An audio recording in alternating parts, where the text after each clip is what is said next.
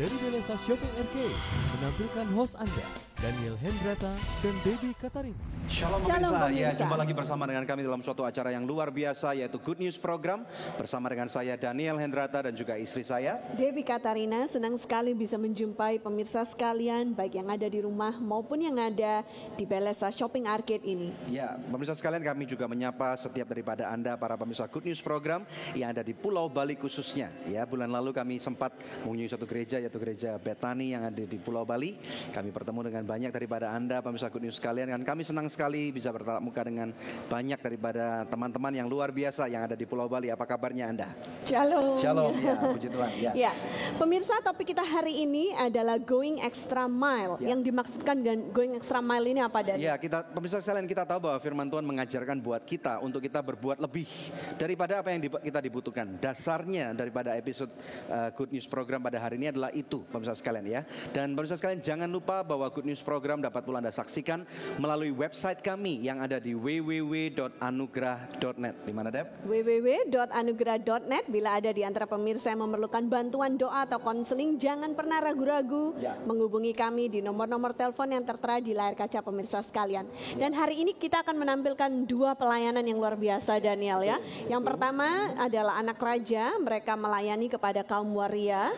Dan yang kedua adalah Rafa House ya, mereka melayani kepada orang-orang penderita schizophrenia. Ya, atau mengalami tekanan jiwa. Ya, jadi kita tahu bahwa hari ini pemirsa sekalian kami rindu untuk memberikan inspirasi buat siapapun Anda, khususnya gereja-gereja Tuhan yang lagi mencari arah atau mencari inspirasi. Kami percaya bahwa apapun yang kami bagikan pada hari ini, kami berdoa biarlah ini menjadi suatu inspirasi dan kekuatan bagi Anda. Siapapun mungkin Anda yang sakit, di akhir daripada acara Good News Program ini kami pun akan berdoa buat Anda. Dan kami tahu bahwa 2 atau 3 orang berkumpul dalam nama Tuhan, Tuhan ada di sana bersama dengan kita dan Dia ada di sana untuk memberkati keluarga Anda. Amin. Sebelum kami tampilkan narasumber hari ini, mari terlebih dahulu kita simak satu tayangan video klip yang berikut ini.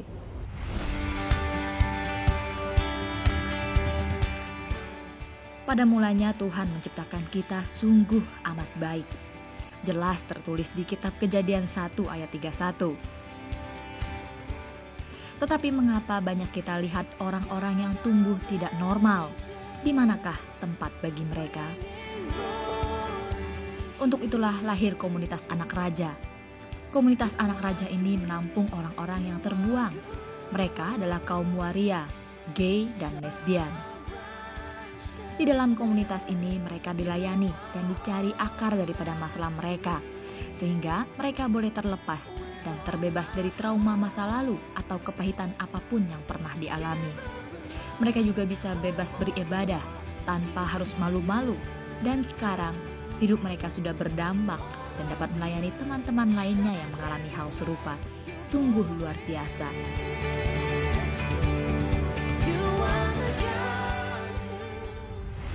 Mereka kita tampung dalam bentuk komsel, di mana kita mendengarkan, kita cari dulu pokok masalahnya mereka itu seperti apa.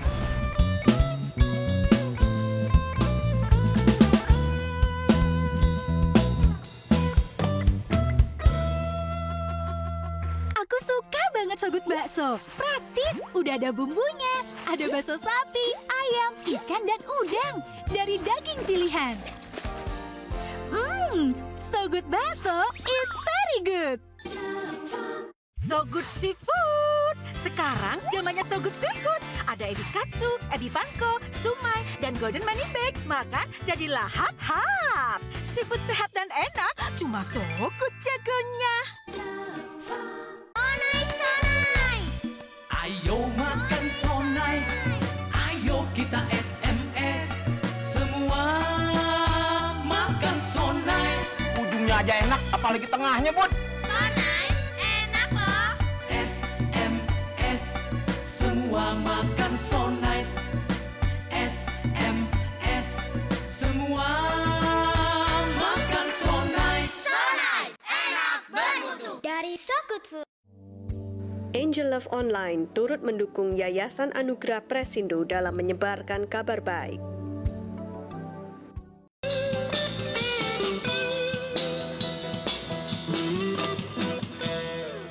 Ya pemirsa sekalian, Anda sedang menyaksikan Good News program dalam suatu topik yang luar biasa yaitu Going Extra Mile.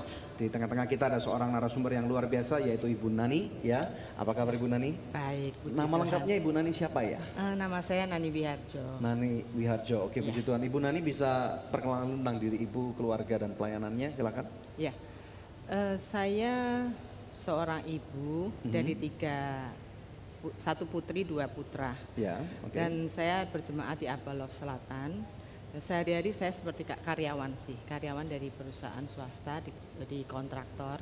Tetapi saya berjemaat di Abalov Selatan yang pelayanan saya lebih di wanita bijak dan di anak raja. Oh, oke. Bisa secara singkat Ibu jelaskan pelayanan anak raja ini menjangkau kepada siapa saja? Ya, anak raja itu lebih menjangkau kepada kaum yang tidak terjangkau semestinya. Jadi mereka adalah kaum waria, gay dan lesbian. Visi misi dari anak raja sendiri apa Ibu? Jadi mereka itu kan warga yang terbuang, katakanlah begitu ya, tidak dihargain, sering dilecehkan oleh masyarakat. Ya. Jadi awalnya itu mereka cuma ingin beribadah, tapi dia tidak mempunyai tempat ibadah. Jadi mereka seperti itu dan dia kebetulan datang kepada saya, diperkenalkan oleh seorang teman dan dia pengen beribadah. Jadi awalnya cuma saya meminta kepada pimpinan Abalov untuk menyediakan tempat untuk beribadah. Awalnya itu seperti itu dan setelah pimpinan menyetujui dan kita beribadah di gereja, setelah itu pembinaan bagi mereka supaya mereka meninggalkan kehidupan lamanya dan kembali ke Tuhan. Ya. Saya percaya bahwa kasih Tuhan itu bisa merubah semuanya. Ya. Jadi ya sudah mereka kita tampung dalam bentuk komsel, di mana kita mendengarkan, kita cari dulu pokok masalahnya mereka itu seperti apa. Karena konsepnya kan Tuhan menciptakan kita tuh sungguh amat baik ya. Dan Tuhan tidak pernah salah menciptakan. Jadi kalau misalnya dia itu sampai menjadi seperti itu, pasti ada sesuatu yang membuat mereka menjadi ya katakanlah tidak sesuai. Jadi menurut apa yang Ibu yakini, semestinya nggak ada orang yang lahir Tuhan salah alamat taruh dalam tubuh seorang wanita dalam tubuh laki-laki dan sebaliknya. Apakah seperti itu? Iya, saya percaya itu karena Tuhan kita nggak pernah salah. Dan dia pada waktu penciptaan mengatakan bahwa sungguh amat baik. Jadi pada dasarnya kita itu baik. Tapi ada sesuatu yang membuat kita menjadi tidak baik. Atau tidak sesuai dengan jalan Tuhan. Nah itulah yang kita cari.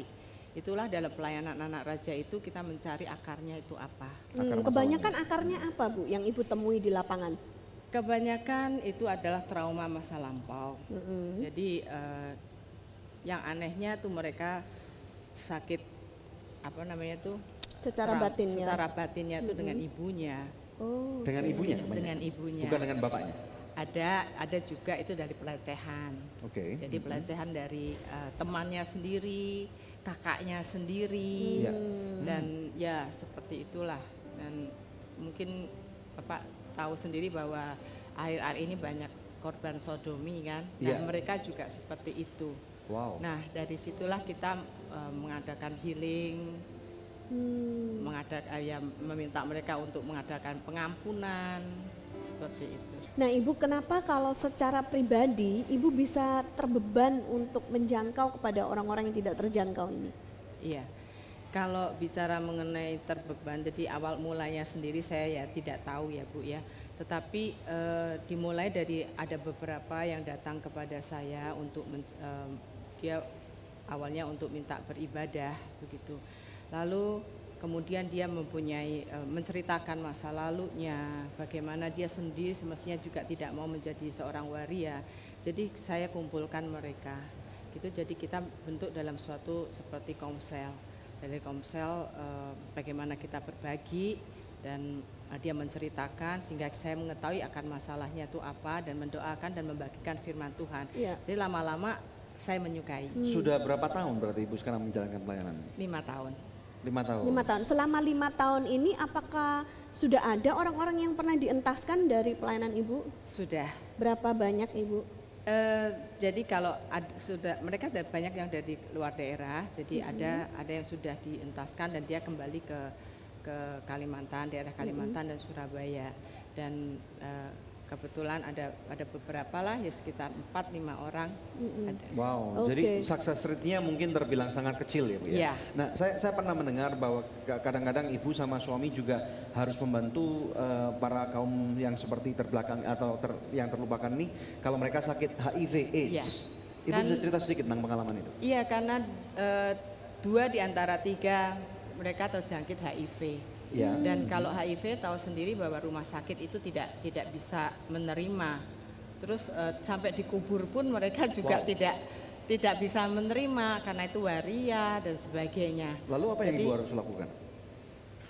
Orang-orang kebanyakan orang kan melihat orang juga. Jadi kalau kita datang ke rumah sakit, kita bayar dan kita carikan, kalau misalnya dia meninggal kita carikan tempat, itu mereka masih respect lah dengan melihat kita. Jadi istilahnya maksudnya rumah sakit tidak bisa memberikan layanan medis karena status mereka adalah waria gitu. Apakah karena obatnya juga mahal Bu, obat HIV? Kalau HIV pemerintah kan subsidi ya. Oh, pemerintah memberikan subsidi. Oke. Mereka harus minum obat itu setiap hari. Gitu. Jadi banyak kan pengetahuan dari masyarakat tentang HIV sendiri kan juga belum begitu paham ya, bahwa HIV itu tidak segampang menularnya seperti flu. Gitu. Ya, tetapi orang semua sudah begitu takut lah ya, nggak ada yang mau kena ketularan HIV lah ya. Oke, dan Ibu hari ini membawa beberapa daripada teman-teman Ibu yang sudah disembuhkan oleh Tuhan. Ya, nanti ya setelah break ya. Nah, pemirsa tetap bersama dengan kami karena nanti setelah break ini kami akan tampilkan orang-orang yang sudah pernah dilayani oleh anak raja dan sudah dientaskan. Mari kita stay tune dalam Good News Program. Saya percaya bahwa Tuhan itu tidak pernah membantu. Tantangan terbesar menjadi mantan waria dan juga mantan lesbianisme itu apa? Tantangan terbesar. Siapa? Stanley mungkin bisa ngomong mungkin? Tantangan terbesar menjadi mantan waria. Menjadi laki-laki normal seperti kamu sekarang. Maksudnya setelah berubah ini? Iya, setelah berubah.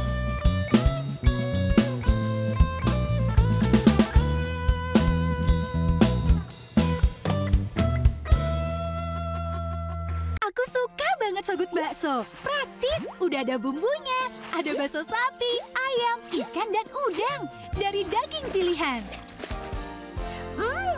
Sogut bakso is very good. Sogut Seafood.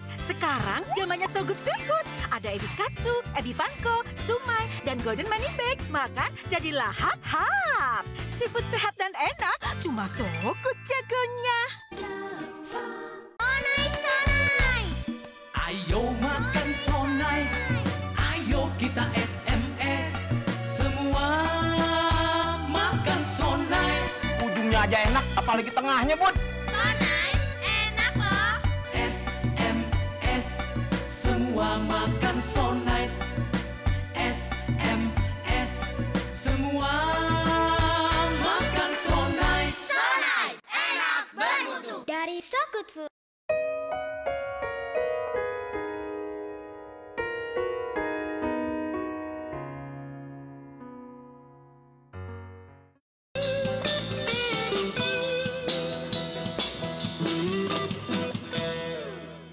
Going extra mile dalam Good News Program. Pemirsa, ternyata masih ada harapan di dalam Tuhan. Bahkan orang-orang yang pernah menjadi waria ataupun lesbian dan gay masih bisa diselamatkan bertobat di dalam Tuhan Yesus. Ya. Di samping saya ada Stanley dan Immanuel, kemudian Judith ya. Apa kabarnya kalian? Puji Tuhan, luar biasa. Puji Tuhan, selamat datang di Good News Program. Nah, apa yang menjadi perasaan kalian pada waktu kalian masih hidup seperti itu sebenarnya? Mungkin bisa mulai dulu, Immanuel mungkin? Oke. Sebenarnya perasaan itu adalah di dalam hati kita itu berontak sih sebenarnya. Di dalam hati kita itu berontak. Tetapi hidup ini adalah pilihan gitu. Jadi kita pada saat itu memilih gitu loh. Memilih untuk menjadi situ karena terjadinya penolakan-penolakan terjadi dalam keluarga, lingkungan. Apa yang terjadi dengan kamu pada waktu masa kecil kamu? Kalau saya sih terjadi penolakan karena dulu saya diharapkan lahir menjadi seorang perempuan gitu loh. Oh, jadi orang tua kamu berharap punya anak perempuan. Memang kakak kamu ada berapa? Saya bersaudara 4, semuanya pria. Oh. Iya, dan saya anak keempat. Jadi kamu diperlakukan sebagai anak perempuan dari kecil atau gimana? Iya, saya diperlakukan seperti anak perempuan dari kecil gitu loh. Nah, apa yang saya minta untuk dari pakaian, permainan, atau segala macam itu terkadang berbau perempuan gitu. Tetapi satu sisi almarhum bapak saya menolak gitu, sampai yang mendidik saya itu bukan dengan kasih tetapi dengan hukum alam, seperti kayak hukum tentara gitu, yang apa sedikit main pukul, apa sedikit main tindas gitu-gitu deh. Wow, oke.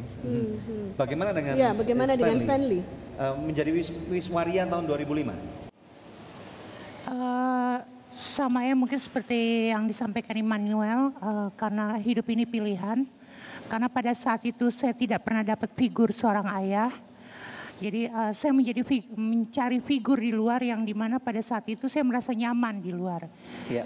Tapi ketika saya mendapatkan figur di luar, ternyata jalan saya salah. Saya bertemu dengan komunitas, saya bertemu dengan orang-orang yang berusaha menghancurkan hidup saya, dan akhirnya saya terjerumus ke dalam lembah kehidupan waria itu. Nah, maaf, suara kamu kecil banget. Apakah memang ini suara yang seperti itu atau dibuat-buat atau gimana? Sebenarnya memang suara saya seperti ini karena saya juga dulu terlalu banyak mengkonsumsi pil hormon. Jadi itu efeknya sangat luar biasa sekali karena iya, semuanya berubah, dari fisik berubah. Tapi maaf, belum sudah operasi kelamin belum? Waktu itu sebenarnya saya hampir. Karena pada tahun 2005 itu, di mana pada saat itu saya merasakan bahwa di situ saya sudah mendapatkan bahwa ini dunia saya. Karena saya merasa nyaman di dunia saya sebagai waria. Pada saat itu saya benci sekali terhadap pria, saya benci bapak saya benci orang yang telah melecehkan saya. Jadi saya benci diri saya sendiri. Akhirnya saya memutuskan untuk menjadi waria, dan akhirnya pas saya ikut lomba Miss Waria tahun 2005 itu, saya memutuskan untuk bahwa nanti ada ajang yang lebih bergengsi lagi di Thailand. Saya pergi ke sana, saya mau operasi. Tapi ternyata 2 minggu sebelum berangkat itu Tuhan menggagalkan saya pergi ke sana. Dan saya mendengar mata kamu, maaf, buta, nggak bisa melihat. Kenapa ini? Ya itu, terakhir tahun 2005 itu ketika saya memenangkan kontes, saya menang dan saya mau dikirim ke Thailand. 2 minggu sebelum berangkat, saya dan teman-teman saya pesta narkoba. Jadi sebelum keberangkatan saya dipestakan dulu supaya saya mabuk-mabuk dulu, narkoba. Dan di dalam saya tidak sadar itu saya bernazar. Saya bilang sama Tuhan, Tuhan kalau saya sampai di Thailand nanti mau menang atau kalah, saya mau operasi. Tapi ternyata Tuhan berkehendak lain, saya overdosis. Dan ketika saya sadar, saya buta dan lumpuh. Jadi ini akibat daripada konsumsi narkoba? Buta dan lumpuh? Iya. Tapi hari ini Stanley bisa berjalan. Puji Tuhan, tahun 2008 Tuhan pulihkan saya dibangkitkan dari kelumpuhan saya selama 2 tahun. Dan saya bisa melihat walaupun tinggal 75%. Tapi saya percaya ada rencana Tuhan yang Tuhan taruh dalam hidup saya. Ya, Judith ya. Ya, bagaimana dengan Judith? Kisah hidup kamu seperti apa? Kenapa kamu bisa sampai terjerumus dalam lesbianisme? Saya selalu diajarkan, kebetulan orang tua saya dua-duanya kerja. Yang satu ibu saya dari angkatan, jadi mereka mami sangat disiplin sekali. Dan papi selalu menekankan adalah jangan bergantung dengan laki-laki. Jadi apapun yang laki-laki bisa kerjakan, kamu juga bisa. Gitu. Jadi papi mendidik saya untuk apa-apa ya laki-laki, basic laki-laki kerjakan. Misalnya mobil benerin genteng gitu, atau apapun itulah. Jadi papi bilang apa yang laki-laki kerjakan kamu harus bisa. Ya, tapi kan dia mengajarkan kemandirian. Bagaimana kamu sampai terjerumus menyukai sesama wanita? Mungkin karena nggak dapat sosok seorang ibu kali ya, gitu loh. Jadi ibu yang nggak ada. Jadi istilahnya nggak ada istilahnya kasih sayang yang istilahnya manja-manjaan gitu. Ya mungkin karena terlalu sayang tapi saklek gitu loh. Disiplin terlalu tinggi. Ya, karena berawal dari militer kan. Dan sibuk. Jadi tidak ada. Boleh saya tanya berapa dalam kamu berhubungan dengan wanita lain misalnya? Sebelum saya bertobat itu kalau di total itu hampir 15 sampai 20 orang. Kamu menjadi korban atau pelaku? Saya pelaku. Jadi kamu menjadi laki-lakinya gitu? Iya. Oke, harapan kalian untuk masa depan secara cepat mungkin bisa dikatakan Yudi dulu dan kemudian Immanuel sama Stanley. Tetap berjalan sesuai dengan firman Tuhan. Itu aja sih. Oke, kalau Stanley mungkin kepada teman-teman yang mungkin yang masih Immanuel yang masih hidup semodel waria lah istilahnya. Iya. Berserah sama Tuhan, andalkan Tuhan dalam hidupmu dan percaya Tuhan itu menerima kita apa adanya, bukan ada apanya kita, tapi apa adanya kita sekarang ini. Oke. Ya, bagaimana dengan Stanley? Kalau saya sih, saya ingin mengajak bahwa di luar sana masih banyak sahabat-sahabat kami mungkin yang belum mengenal Tuhan. Tapi saya yakin dan percaya dengan adanya kami di sini, kami mengingatkan untuk para sahabat kami yang di luar sana supaya tidak takut mengenal Tuhan. Apalagi dengan adanya kami yang telah bertobat, kami yakin dan percaya akan ada lagi yang seperti kami yang akan berubah. Jadi saya percaya bahwa Tuhan itu tidak pernah melihat rupa. Tantangan terbesar menjadi mantan waria dan juga mantan lesbianisme itu apa? Iya, tantangan terbesar. Siapa? Stanley mungkin bisa ngomong mungkin? Tantangan terbesar. Menjadi mantan waria. Menjadi laki-laki normal seperti kamu sekarang. Maksudnya setelah berubah ini? Iya, setelah berubah. Tantangan banyak. Karena saya merasa pada saat ini memang gunjingan ada, terutama terhadap orang, terhadap yang tadinya pernah tahu saya menjadi waria, tiba-tiba saya berubah menjadi pria, itu tantangannya luar biasa, ada yang menggunjing, ada yang ini. Tapi dengan seiring berjalannya waktu saya merasakan itu fine-fine aja, karena saya merasakan bahwa saya sudah menjadi manusia yang baru. Jadi saya sudah rasakan apa yang saya rasakan dulu, saya tidak akan kembali lagi seperti yang dulu. Oke, pertanyaan yang terakhir buat Ibu Nani. Support apa yang Ibu masih berikan kepada mereka sampai dengan hari ini? Saya lihat hubungan Ibu dengan mereka sangat akrab sekali gitu. Iya, saya setiap kali mengirim firman ke dia. Jadi kita mempunyai grup di BB namanya Komsel Anak Raja. Itu saya setiap kali ada firman itu untuk didiskuskan.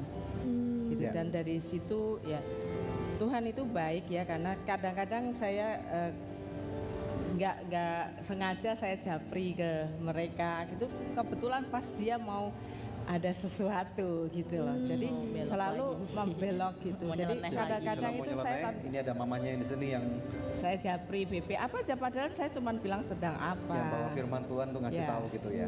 Jadi meluruskan kembali gitu. Selamat buat Stanley, selamat buat Immanuel, selamat buat Judith dan juga selamat Ibu Nani. Luar biasa pelayanannya, maju terus dalam Tuhan ya. Yang luar biasa. Menangkan jiwa, yes.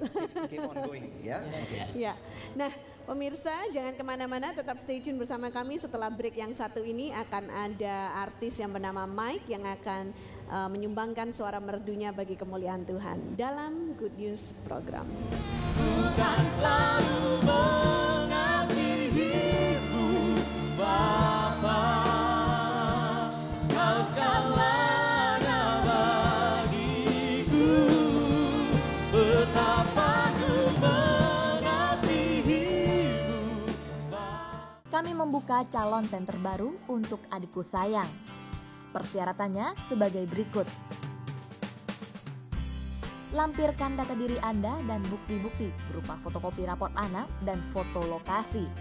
Kirimkan melalui email berikut ini, atau Anda dapat menghubungi kami di nomor-nomor telepon yang tertera di layar kaca Anda. Terima kasih, Tuhan Yesus memberkati. Angel Love Online turut mendukung Yayasan Anugerah Presindo dalam menyebarkan kabar baik.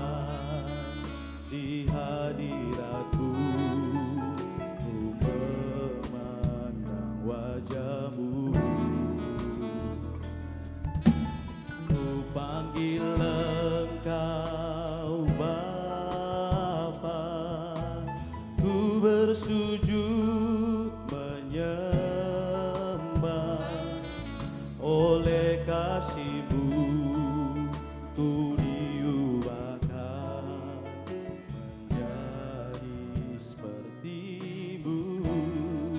Betapa ku mengasihi-Mu Bapa, dengan segenap hatiku ku kan selalu mengasihi-Mu Bapa, Kau segalanya bagiku.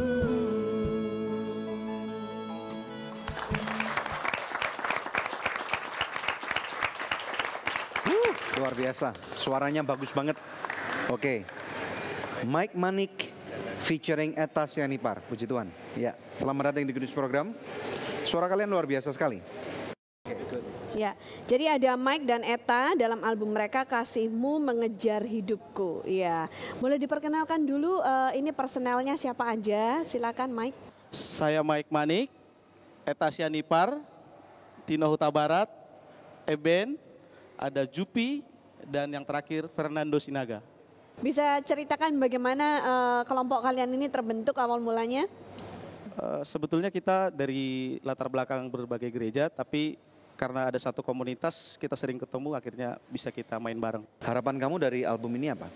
Saya berharap lewat album ini banyak orang mengerti bahwa kasih Tuhan itu mengejar setiap kita. Jadi tidak peduli apapun kondisi kita, Tuhan sanggup mengejar kita dan mengasihi kita. Ini album Mike yang keberapa? Yang pertama. Oh, yang pertama. Oke, adakah kisah menarik di balik pembuatan album ini? Ada, jadi album ini terinspirasi ketika waktu itu saya terlibat pelayanan pemulung dan saya melihat banyak orang-orang yang di jalanan yang tidak, mungkin secara manusia tidak diperdulikan, tapi Tuhan bilang bahwa aku juga datang buat mereka. Makanya saya buat judulnya Kasih-Mu Mengejar Hidupku, karena Tuhan yang datang mengejar hidup kita.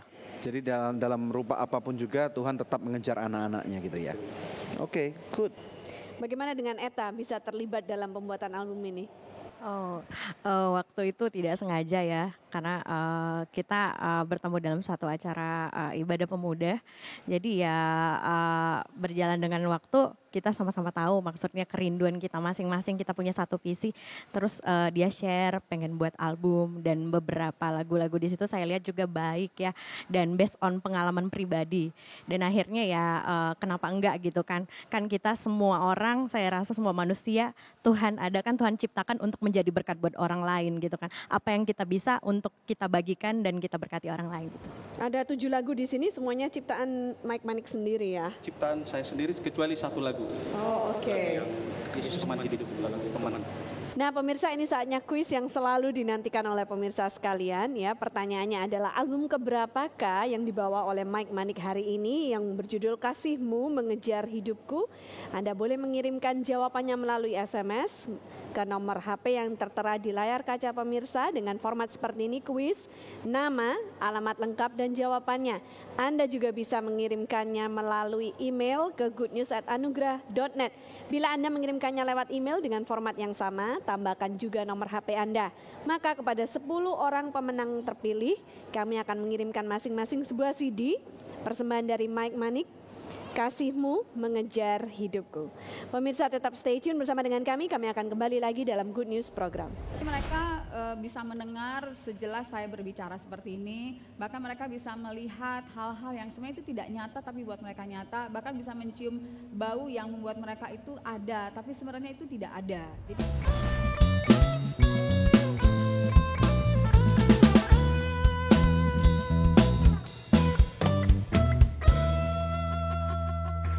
Shalom pemirsa, terima kasih atas kesetiaan Anda menyaksikan Good News Program selama ini.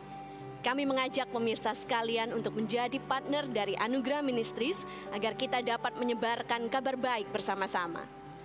Anda dapat menghubungi kami di nomor-nomor telepon yang tertera di layar kaca atau memberikan taburan Anda di rekening yang berikut ini. Untuk setiap taburan yang Anda berikan, Anda memastikan kelangsungan Good News Program dan juga program-program sosial kami lainnya. Kami percaya taburan Anda berada di ladang yang subur dan akan membuahkan banyak hasil bagi pekerjaan Tuhan. Tuhan Yesus memberkati.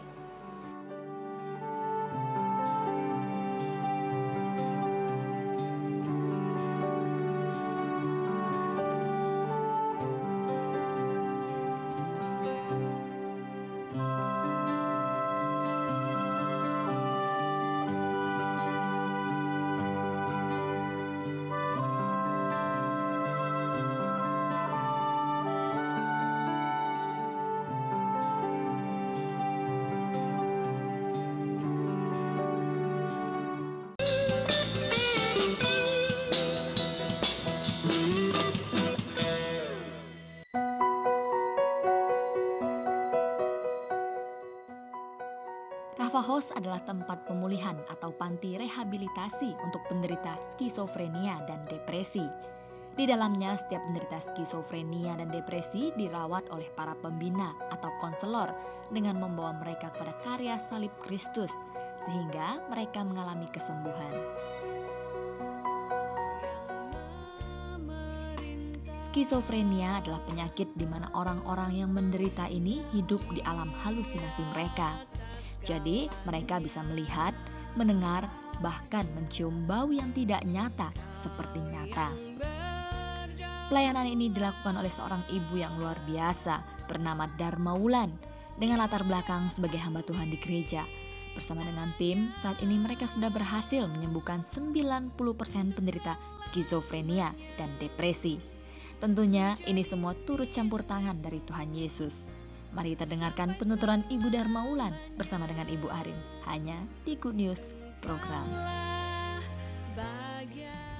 Ya pemirsa, satu tayangan yang luar biasa telah kita saksikan bersama, dan sekarang di studio telah hadir orang-orang yang bekerja di Rafa House, Daniel. Ya. Oke. Shalom Ibu Dharma Wulan. Shalom, dan juga Ibu Arin. Ya, bisa diperkenalkan mengenai Rafa House ini, ceritanya bagaimana? Kok bisa sampai melayani ke orang-orang yang tidak terjangkau? Ya, Rafa House itu adalah sebuah rumah pemulihan atau rehabilitasi untuk para penderita skizofrenia dan depresi. Ya. Jadi awalnya itu memang ada seorang rekan saya di Gereja Abalov itu mengusulkan kita membuka pelayanan untuk orang-orang stres, dan pada saat itu dia bilang saya orang yang tepat.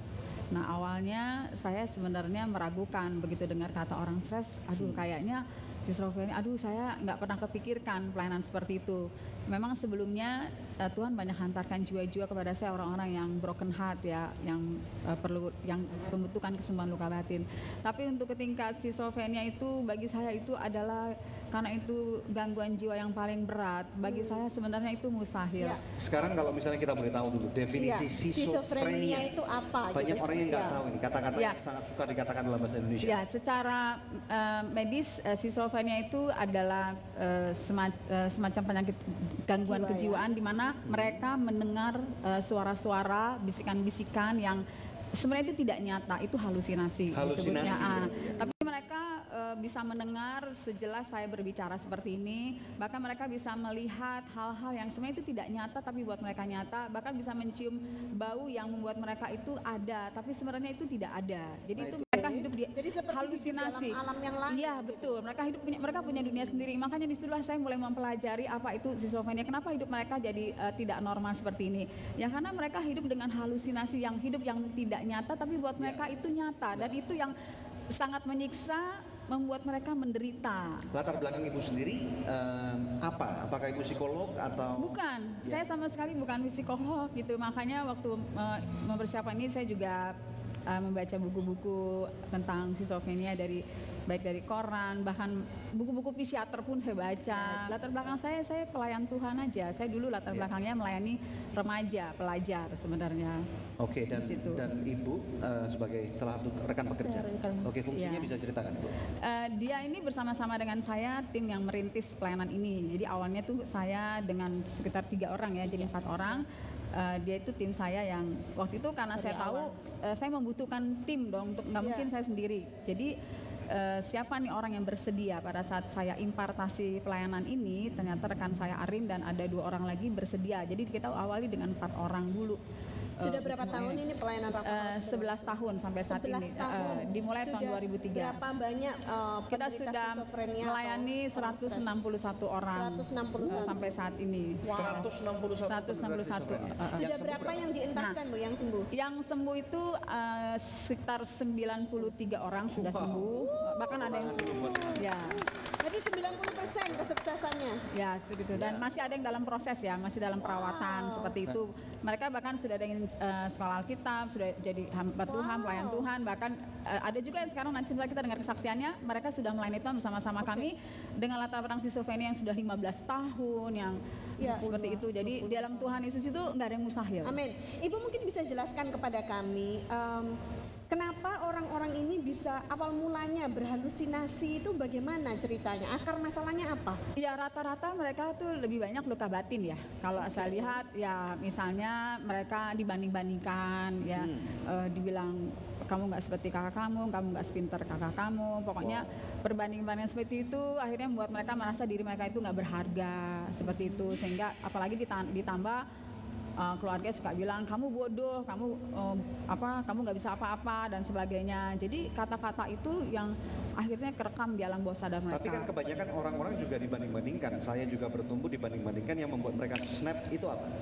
Ya karena memang tentu itu hanya salah satu bagian, tapi mulai dari dalam kandungannya dan jadi luka-luka batin yang bertumpuk, ya tertolak juga. Mungkin jadi juga karena mereka entertain terus ya, dipikirin terus juga. Iya, dipikirin terus dan mereka mendengarkan intimidasi iblis itu bahwa kamu orang bodoh. Jadi mereka memang nggak mengerti menyelesaikan masalah ini seperti apa. Jadi disitulah mereka semakin merasa bahwa mereka itu nggak berharga, nggak berguna, merasa terbuang. Itu dipikir akhirnya mereka jadi nggak mau ketemu orang, jadi trauma, mulai menyendiri seperti itu. Jadi mengunci diri di kamar. Ya rata-rata mereka juga awalnya udah mulai ya kalau saya ketemu orang juga saya alami penolakan, buat apa? Lebih baik saya. Jadi mereka merasa tidak ada harapan. Seperti itu akhirnya.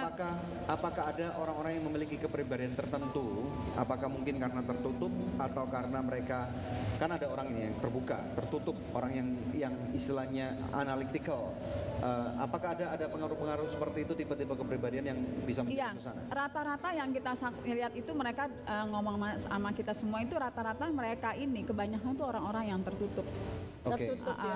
Jadi kalau ada tidak bisa melampiaskan atau menutur katakan apa yang mereka rasakan. Sebenarnya bukan hanya pada saat mereka cerita, orang sering kali menghakimi mereka, menganggap mereka itu masalah biasa, itu dipikirin. Jadi mereka merasa nggak didengarkan, nggak dipahami. Gitu. Buat apa saya cerita? Dimakan hati lah. Disimpan di dalam seperti itu. Pemirsa sekalian, ini sesuatu yang menarik sekali. Jadi ada banyak rupa-rupa pelayanan yang kita tidak mengerti, dan hari ini kita belajar daripada pelayanan Rafa House ini, yang mana membawa kesembuhan bagi orang-orang yang schizofrenia. Dan nanti setelah take a break kita akan membawa atau menampilkan kepada pemirsa sekalian orang-orang yang sudah dientaskan, yang sudah sembuh dan mereka berfungsi kembali bagi kerajaan Tuhan. Jangan kemana-mana dan jangan lupa bahwa di layar televisi Anda ada nomor-nomor telepon yang Anda dapat hubungi sekarang juga, dan kami akan kembali stay tune di Good News program. Tenang, sepertinya saya pikir ini mungkin rumah Tuhan atau yang semacamnya gitu. Terus saya dari itu lagu instrumen kan kata-katanya saya juga bisa nyanyiin ya, dan kata-kata itu menguasai.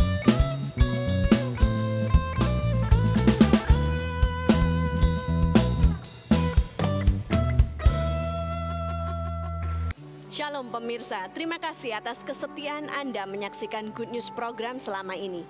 Kami mengajak pemirsa sekalian untuk menjadi partner dari Anugerah Ministries agar kita dapat menyebarkan kabar baik bersama-sama. Anda dapat menghubungi kami di nomor-nomor telepon yang tertera di layar kaca atau memberikan taburan Anda di rekening yang berikut ini. Untuk setiap taburan yang Anda berikan, Anda memastikan kelangsungan Good News program dan juga program-program sosial kami lainnya. Kami percaya taburan Anda berada di ladang yang subur dan akan membuahkan banyak hasil bagi pekerjaan Tuhan. Tuhan Yesus memberkati.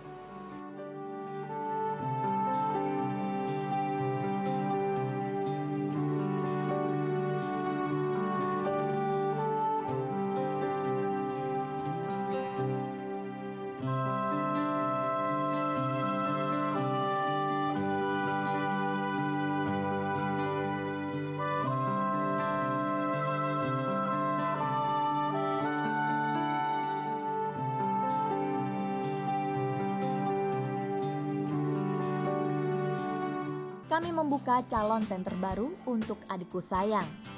Persyaratannya sebagai berikut. Lampirkan data diri Anda dan bukti-bukti berupa fotokopi raport anak dan foto lokasi. Kirimkan melalui email berikut ini, atau Anda dapat menghubungi kami di nomor-nomor telepon yang tertera di layar kaca Anda.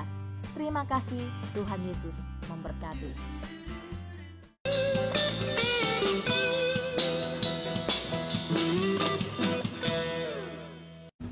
extra mile buat Kristus dan menjangkau orang-orang skizofrenia yang disebut dalam dunia medis adalah orang-orang yang mengalami bukan hanya tekanan jiwa, tetapi banyak orang mengatakan bahwa orang-orang ini adalah orang-orang gila yang tidak mempunyai harapan yang baru. Kita tampilkan narasumber kita. Silakan. Ya, mau bertanya lagi nih kepada Ibu Dharma. Jadi metode apa yang dipakai pada saat menjangkau kepada penderita skizofrenia? Ya, jadi goal kita adalah kita membawa mereka kepada salib Kristus.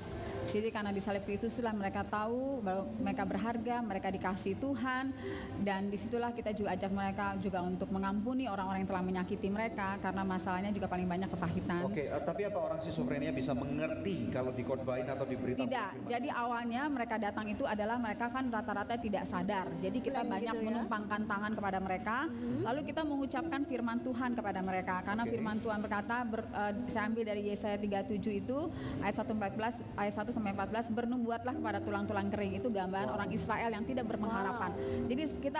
Jadi saya mengajak murid para pembina untuk mengucapkan firman Tuhan bahwa kamu berharga, Tuhan Yesus sudah datang untuk menebus kamu, kamu dicintai Tuhan, oleh bulu-bulu Yesus kamu sembuh, kamu mau dipakai Tuhan. Jadi kita ucapkan terus firman Tuhan kepada mereka, dan firman itu adalah sendiri. Nah, kita tumpang tangan, lalu nanti hari demi hari kesadaran mereka bertumbuh.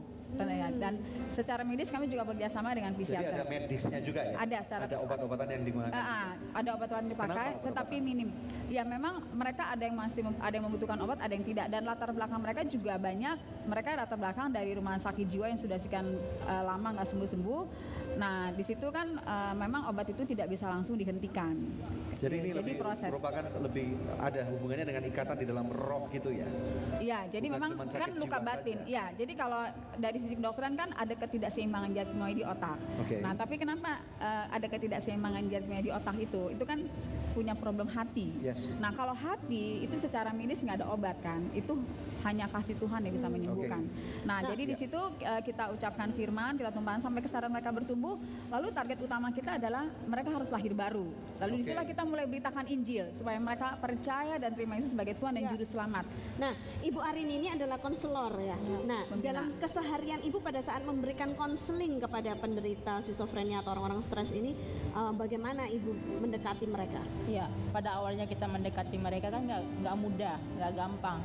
Tapi kita terus melakukan pendekatan dengan kasih ya, dengan memahami, mengerti perasaan mereka. Jadi Ibu dengarkan ya, kita mendengarkan gitu. Apa yang mereka ceritakan dari sejak awal mereka ngalamin sampai mereka rasa aman dengan kita. Di studio juga telah hadir pemirsa, ada Betty dan juga Yani ya.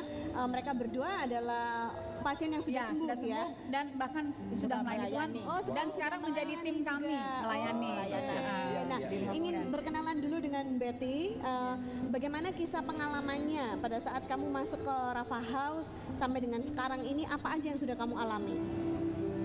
Waktu itu saya udah sempat sakit ya, sebelum dibawa ke Rafa itu saya udah nggak sadar gitu. Jadi di rumah itu udah di kamar, terus nggak ingat waktu buat makan atau mandi, bangun gitu ya. Cuma di kamar doang. Jadi mengunci diri gitu. Iya, jadi saya juga nggak ingat itu siang atau malam atau gimana. Pokoknya saya cuman berbaring. Yang saya ingat saya ada baca buku, tapi juga nggak ingat itu buku apa. Isi bukunya yang dibaca itu apa juga nggak ingat ya? Udah nggak di pikiran lagi gitu. Oke. Nah, Betty dulu ceritanya bagaimana bisa tiba-tiba menjadi seperti itu?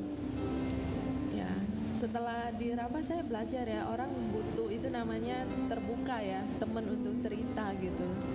Ya, karena dulu saya sebelum sakit itu saya orangnya diam gitu. Jadi saya bisa seharian gitu kalau kerja gitu dari pagi sampai malam saya cuma kerjain kerjaan saya dan saya bisa gitu nggak ngobrol sama siapa-siapa, nggak bertegur sapa. Sampai satu hari saya kan jadi kasir di kerjaan saya itu uangnya hilang gitu dan saya dituduh yang ngambil. Nah, padahal saya nggak tahu siapa yang ambil dan saya juga nggak ngambil. Tapi karena saya memang jarang ngobrol ya, jadi tiba-tiba ditanya begitu, saya juga jawabnya bingung antara takut gitu sampai akhirnya saya dituduh saya ngambil dan memberi ke orang lain gitu. Padahal waktu diselidiki itu sampai ada yang SMS bilang Cik saya yang ambil gitu, tapi perasaan bersalah, tertuduh dan saya merasa sepertinya semuanya hancur gitu. Saya udah nggak ada apa-apa lagi ini kerjaan. Dan itu membuat kamu malah lebih tertutup lagi gitu? Iya, sampai saya berhenti sendiri dari kerjaan. Saya pulang ke rumah, saya juga diem gitu. Padahal itu udah diberesin semuanya, tapi saya merasa benar-benar ya semuanya kayaknya udah habis gitu. Jadi kalau ada anggota keluarga kita yang tiba-tiba diem dan menutup diri, itu harus dijangkau mereka ya supaya tidak kelewatan gitu ya. Oke. Dan kemudian bagaimana proses kesembuhan kamu di Rafa House? Ya, terus dari situ keluarga kan tahu Betty itu sering ke gereja, jadi mereka juga mencari gimana dari pemulihan dari sisi rohani, dan mereka dapat Rafa House ini. Jadi Betty diantar ke sana. Waktu saya diantar, saya juga nggak ingat ya. Yang saya ingat saya duduk di ruang tamu, terus saya ingat lagi saya ada di kamar itu di Rafa House. Saya dengar, saya terbangun gitu, saya dengar lagu instrumen, lagu rohani. Nah, saya dengar itu dan hati saya tenang. Sepertinya saya pikir oh ini mungkin rumah Tuhan atau yang semacamnya gitu. Terus saya dari itu lagu instrumen kan kata-katanya saya juga bisa nyanyiin ya, dan kata-kata itu menguatkan saya gitu.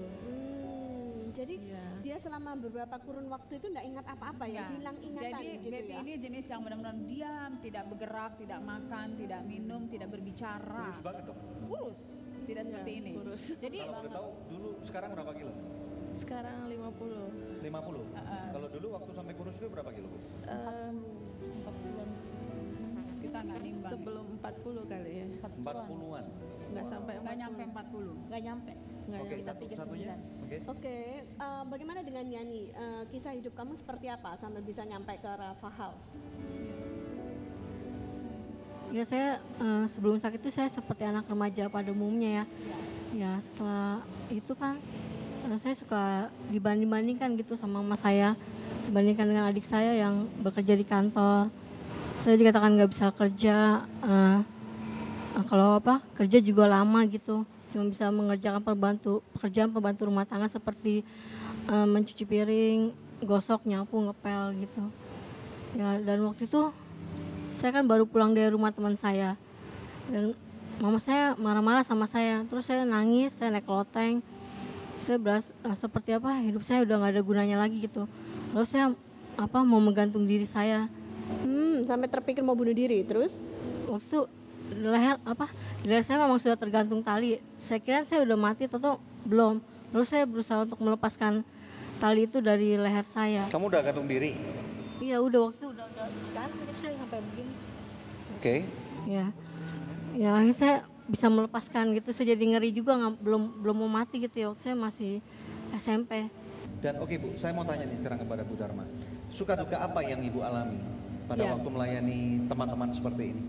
Ya dukanya sih ya memang kalau mereka memang melakukan penyerangan baik secara fisik maupun kata-kata. Pernah kena pukul? Ya kita semua. Saya ya kalau saya ditendang ya, dada saya sampai saya jatuh. Nah ini. Tapi Ibu kecil gini kadang-kadang bisa nahan berapa tendangan gitu. Apa punya ilmu bela diri atau apa? Enggak, jadi gini.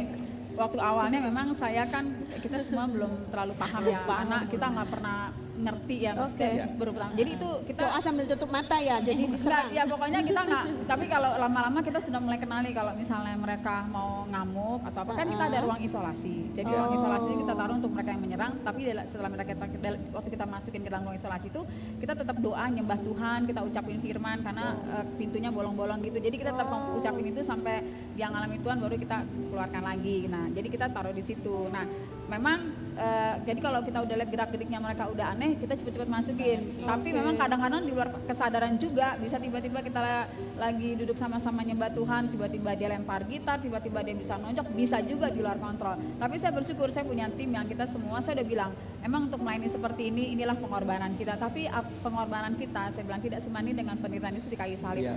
Oke, pemirsa, ini saatnya saya membacakan suatu doa yang sudah terjawab dari seorang saudari yang berada di Ambon, ya. Dia berkata, selamat malam Good News, terima kasih atas dukungan doanya buat aku sudah lulus PNS, terima kasih buat semua yang mendukung aku lewat doa, Tuhan Yesus berkati semua pelayanan Bapak dan Ibu, God bless you. Puji Tuhan pemirsa, masih adakah permohonan doa Anda yang belum dijawab? Mari hubungi kami sekarang juga di nomor-nomor telepon yang tertera di layar kaca pemirsa, karena tim konseling dan doa kami siap untuk membantu Anda. Tetap stay tune bersama dengan kami pemirsa, kami akan kembali lagi dalam Good News Program. Harus menjangkau mengabarkan Injil sampai ke ujung bumi. Nah, untuk masuk ke ujung bumi ini diperlukan kelompok-kelompok manusia yang tahu engkau adalah pengusaha-pengusaha atau orang-orang bekerja di marketplace untuk mau pelayanan ke ujung bumi ini. Artinya kita semua tidak bisa melakukan apapun yang saudara lakukan, atau saudara juga belum tentu bisa melakukan apa yang orang-orang seperti itu lakukan. Jadi artinya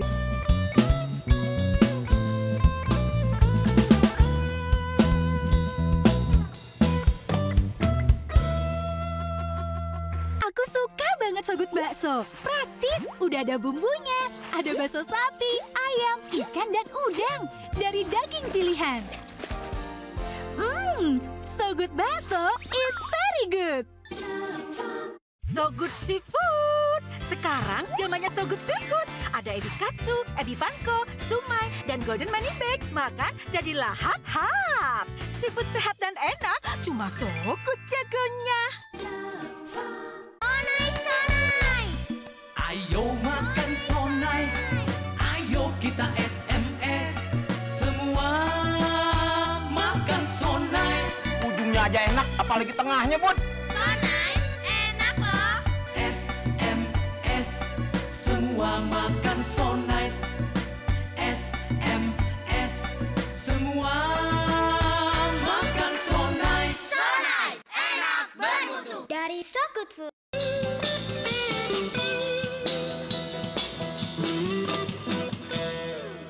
Going Extra Mile dalam Good News Program, segmen terakhir kami. Terima kasih kepada Ibu Dharma, Ibu Arin, dan juga Betty dan Yani yang sudah membagikan kesaksiannya di Good News. Kami percaya banyak orang diberkati ya. Puji Tuhan. Oke, pemirsa sekalian, mari kita lihat dan kita tutup dalam firman Tuhan yang akan saya ambil daripada kitab Matius pasal yang kelima. Kita melihat bersama-sama daripada ayat yang ke-40 sampai dengan 42. Firman Tuhan berkata, "Dan kepada orang yang hendak mengadukan engkau karena mengingini bajumu, serahkanlah juga jubahmu. Dan siapapun yang memaksa engkau berjalan sejauh 1 mil, berjalanlah bersama dia sejauh 2 mil. Berikanlah kepada orang yang meminta kepadamu, dan janganlah menolak orang yang mau meminjam daripadamu." Pemirsa sekalian yang luar biasa dalam nama Kristus, dari pelayanan-pelayanan yang kami tampilkan pada hari ini, yaitu pelayanan yang menjangkau ke kaum waria atau menjangkau kepada orang-orang yang skizofrenia, ini menunjukkan bahwa mereka adalah bagian daripada orang-orang Kristen yang mau berjalan ekstra mile, gitu saudara pemirsa sekalian ya. Bagaimana dengan Anda? Satu tantangan yang sangat besar untuk kita hidup di akhir zaman ini, untuk kita mau tahu dan mengerti panggilan dan fungsi apakah yang Tuhan sudah taruh di dalam diri kita, pemirsa sekalian ya. Kalau kita melihat ada teman-teman sahabat-sahabat kita yang sudah melakukan pelayanan yang luar biasa seperti itu, bagaimana dengan Anda? Kalau Tuhan memanggil Anda untuk melakukan hal yang sama, kami berharap bahwa ini akan menjadi suatu inspirasi yang besar. Dan ternyata di antara kita, mungkin di tetangga kiri kanan Anda, lingkungan rumah kampung Anda, ataupun di dalam gereja Anda, yang tampak luarnya semuanya kelihatan baik-baik saja, tetapi ternyata ada orang-orang yang dalam tanda kutip saya katakan orang-orang yang kesakitan atau luka-luka batin yang perlu jangkauan uluran tangan Anda untuk Anda tidak lagi memikirkan terus akan diri dan keluarga Anda, tetapi mulailah kita buka mata kita, telinga kita, karena Kristus berkata bahwa sekarang ini ladangnya sudah menguning, dan termasuk orang-orang yang kesakitan ini mereka perlu dijangkau untuk Tuhan, dan Tuhan mau pakai Anda. Nah, bagaimana dengan Anda yang lain yang Anda berkata, "Pak, saya tidak mempunyai panggilan seperti itu." Nah, mungkin Anda bekerja dalam dunia profesional, di kantor-kantor, di pabrik-pabrik, atau Anda punya toko, atau Anda punya perusahaan. Nah, Anda mempunyai satu panggilan yang luar biasa, yaitu untuk bekerja di marketplace, dan Anda memiliki hasil atau income yang luar biasa. Nah, ini tantangan yang banyak orang tidak mau mengerti juga. Mereka menuntut bahwa pelayanan-pelayanan seperti ini harus bisa menghasilkan keuangan yang mempunyai sifatnya sustainability, atau mempunyai kemampuan untuk memberikan dana untuk diri sendiri. Ada satu panggilan Tuhan untuk kita ini harus menjangkau mengabarkan Injil sampai ke ujung bumi. Nah, untuk masuk ke ujung bumi ini diperlukan kelompok-kelompok manusia yang tahu engkau adalah pengusaha-pengusaha atau orang-orang bekerja di marketplace untuk mau pelayanan ke ujung bumi ini. Artinya kita semua tidak bisa melakukan apapun yang saudara lakukan, atau saudara juga belum tentu bisa melakukan apa yang orang-orang seperti itu lakukan. Jadi artinya diperlukan satu sinergi yang sangat luar biasa untuk orang-orang yang istilahnya menghasilkan income, menghasilkan usaha, pengusaha, para pengusaha untuk mengerti dan mulai mengerti panggilan mereka bahwa making money is your calling, dan pada waktu engkau diberikan panggilan oleh Tuhan untuk memiliki banyak kemampuan, talenta khusus untuk mendatangkan berkat-berkat keuangan, sekarang waktunya untuk engkau melakukan pelepasan, release kepada pelayanan-pelayanan yang istilahnya banyak orang katakan tidak produktif seperti ini pemirsa sekalian, ya. Dan saya percaya pada waktu ada orang-orang yang mulai bergandeng tangan, mereka mau menjadi kaki, mereka mau menjadi tangan, mereka mau menjadi kepala, mereka mau menjadi donatur, mereka mau menjadi sponsor, mereka mau menjadi pekerja untuk nangani kotoran orang, menjangkau kaum waria yang tidak muda, menjangkau orang-orang yang HIV ataupun AIDS. Nah, saya percaya bahwa ini yang Tuhan Yesus maksudkan, yaitu kita harus going extra mile.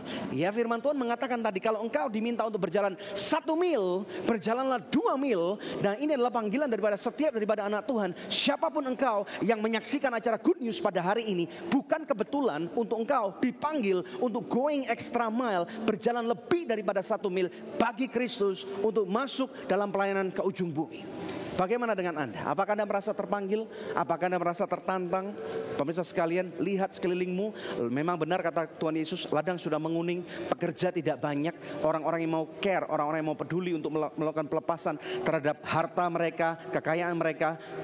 Saya percaya dengan adanya program seperti ini, kami sangat berharap setiap daripada pemirsa sekalian kita akan bersama-sama bergandeng tangan, siapapun kita, apapun fungsi kita. Kita tahu bahwa nama Tuhan akan dipermuliakan. Kalau Anda merasa terbeban, siapapun Anda, dimanapun Anda berada, mari kita berdoa bersama-sama supaya kita mempunyai satu awareness bersama dengan Kristus. Kita mempunyai satu jiwa dan roh yang sangat sensitif tentang apa yang Tuhan mau lakukan terhadap kehidupan kita.